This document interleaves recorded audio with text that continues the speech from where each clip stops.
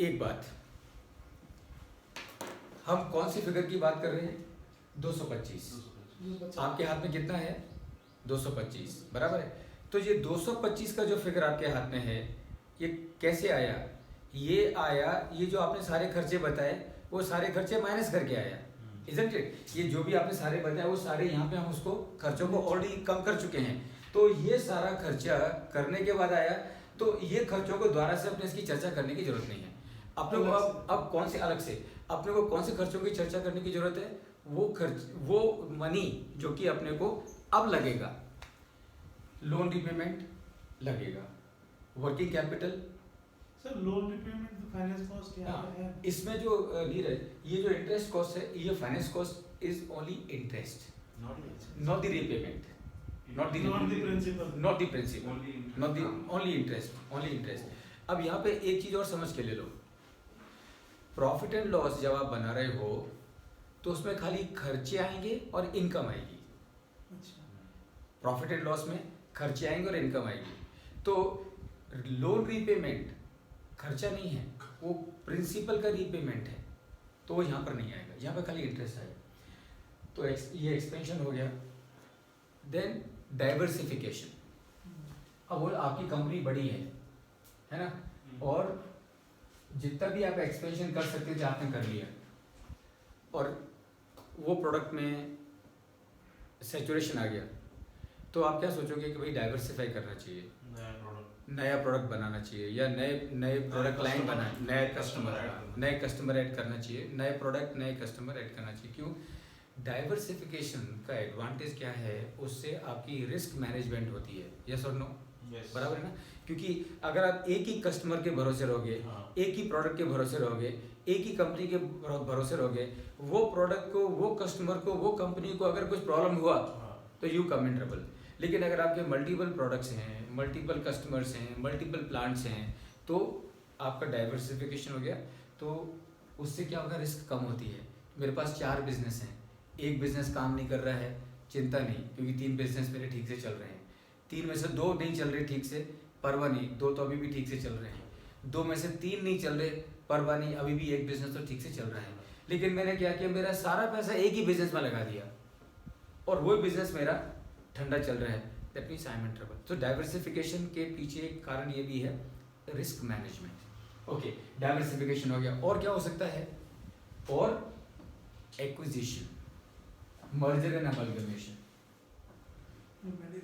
That means अब आपकी company है, आप बना रहे हो, आपका नाम है ना? जब से टाटा ग्रुप है, दुनिया भर में इन्होंने एक्विजिशन किया। टाटा टेटली टी को लिया, है ना, जैगवार को लिया, दाइवू को लिया, सो मेनी एक्विजिशंस, वो keep on doing it actually. तो वो जो एक्विजिशन करते हैं, वो पैसा कहाँ से आता है? वो पैसा 2 जगह से आता है, एक तो यहाँ से आता है, और दूसरा जो लोन लेते हैं, है ना। तो ये मर्जर एंड एक्विजिशन हो गया। अब मोटा ये सारा करने के बाद, अब अगर आपके पास में पैसा बचता है तो आप क्या करिए? शेयरहोल्डर्स को दीजिए डिविडेंड पे करके। समझ गए? So this is how you take the decisions as to कि पेमेंट डिविडेंड का करना चाहिए कि नहीं करना चाहिए। ओके, अब एक सवाल आप सभी से, एक कंपनी है, प्रॉफिट बना रही है, लेकिन डिविडेंड पे नहीं कर रही, गुड कंपनी और बैड कंपनी? प्रॉफिट बना रही है लेकिन डिविडेंड नहीं दे रही शेयर होल्डर्स को, तो आपके हिसाब से वो कंपनी अच्छी है कि बुरी है? शेयर होल्डर्स के लिए बेकार है। Okay, depends on what? Depends, अगर मतलब वो मौजूदा एक्विजिशन कर रही है, कोई अपने शेयर का प्राइस बढ़ने वाला है, उसके यू नो एक्सपेंशन से, मौजूदा एक्विजिशन जो वेरी गुड। तो मैं ओके, गुड।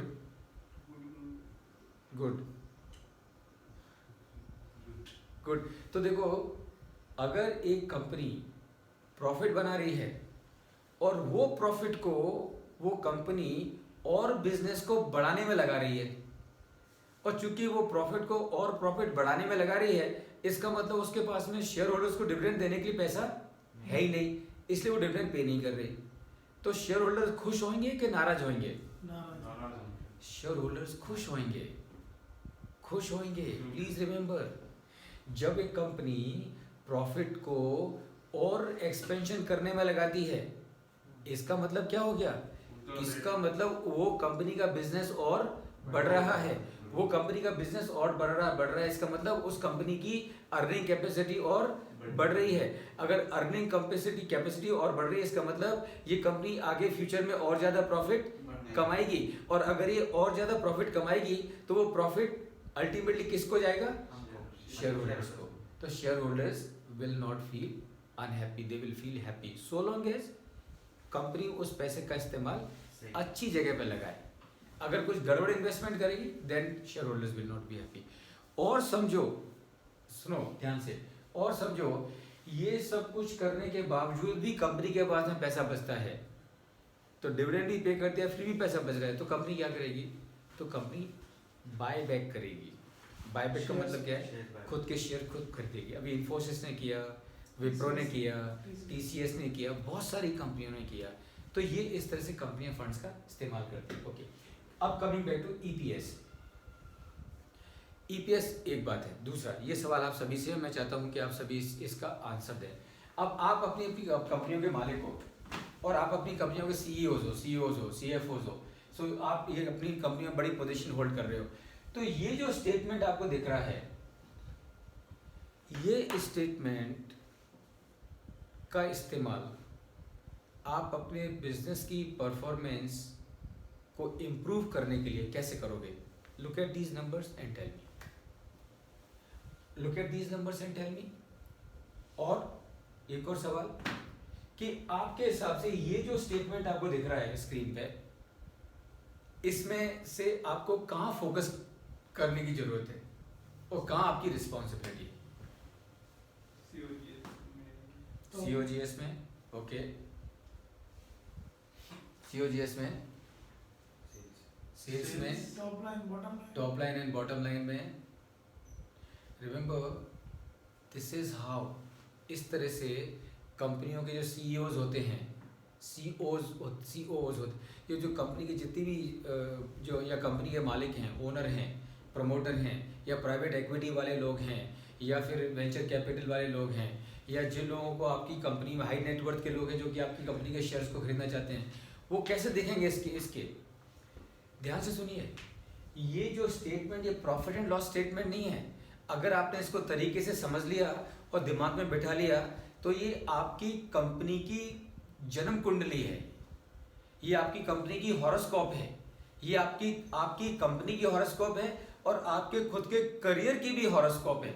ये आपका रोड मैप है। कैसे ये आपका रोड मैप है? अगर मैं एक कंपनी का सीईओ हूं और वो कंपनी का ये प्रॉफिट एंड लॉस मुझे दे दिया, तो मेरी जिम्मेदारी क्या है as a CEO, as chief executive officer? मेरी जिम्मेदारी क्या है? मेरी जिम्मेदारी खाली मीटिंग कंडक्ट करना नहीं है, मेरी जिम्मेदारी है to focus on the gross profit. मेरी जिम्मेदारी है टू फोकस ऑन एबिटा। मेरी जिम्मेदारी है टू फोकस ऑन ईबीआईटी। मेरी जिम्मेदारी है टू फोकस ऑन ईबीटी। मेरी जिम्मेदारी है टू फोकस ऑन ईएटी। मेरी जिम्मेदारी है to focus on EPS. Meaning what? Meaning एक कंपनी का सीईओ होने के नाते, एक कंपनी का एमडी होने के नाते, एक कंपनी का सीओओ होने के नाते, एक कंपनी का मालिक होने के नाते, तो आपको क्या करना है? आपको क्या करना है? आपको ये स्टेटमेंट लेके सामने बैठना है और अपनी पूरी टीम को बुलाना है और अपनी टीम को बुला के बोलना है कि भैया ये अपने नंबर हैं, और अगर यही अपने नंबर आगे रहेंगे तो अपन आगे जाने वाले नहीं हैं। अपने को ये सारे जो नंबर हैं, ये सारे नंबर बढ़ा के चाहिए, यानी कि मेरा ग्रॉस प्रॉफिट ऊपर जाना चाहिए, मेरा एबिटा ऊपर जाना चाहिए, ये मेरा ऊपर जाना चाहिए। All these numbers should go up and up and up. तो सीईओ क्या करेगा? एमडी क्या करेगा? बिजनेस का मालिक क्या करेगा? वो लोगों को बैठ के चर्चा करेगा, उनसे मालूम करेगा ये नंबर्स को हम ऊपर कैसे बढ़ा सकते हैं। आंसर कहाँ से आएंगे? Answers will come from your power to think, यानी कि प्रॉब्लम है और उसको सामने। ओके, तो फ्रेंड्स ये आपका प्रॉफिट एंड लॉस है। अगर इसमें आपको कोई और डाउट है, कोई क्वेश्चन है तो मुझे बताइए, अदरवाइज हम लोग आगे बढ़ेंगे। ध्रुव, एनी क्वेश्चन? Any question? या ओके गुड। तो ये आपका प्रॉफिट एंड लॉस है। अब मैं आपको एक 5 मिनट का समय दे रहा हूँ और अलग अलग आप अलग अलग आप लिखिए कि आपके बिजनेस का, या एक जनरल बात करो, आपके बिजनेस की बात नहीं करते हैं, जनरल बात करो। आपको लिखना है कि मेरी कंपनी का ग्रॉस प्रॉफिट बढ़ाने के लिए मैं क्या क्या कर सकता हूँ, राइट डाउन 3-4 पॉइंट्स। मेरी कंपनी की एबिटा बढ़ाने के लिए मैं क्या क्या कर सकता हूँ, राइट डाउन 3-4 पॉइंट्स। मेरी कंपनी का ऑपरेटिंग प्रॉफिट बढ़ाने के लिए मैं क्या क्या कर सकता हूँ, write down 3-4 points. And like that ये जो सारे जो हैं 1 2 3 4 5 एंड 6, ये 6 को इम्प्रूव करने के लिए आप क्या क्या कर सकते हो आपके बिजनेस में, राइट डाउन, वो लिख के लीजिए point step by step, and then हम उसके बारे में चर्चा करेंगे। एंड उसके बाद हम लोग आगे बढ़ेंगे बैलेंस शीट के ऊपर।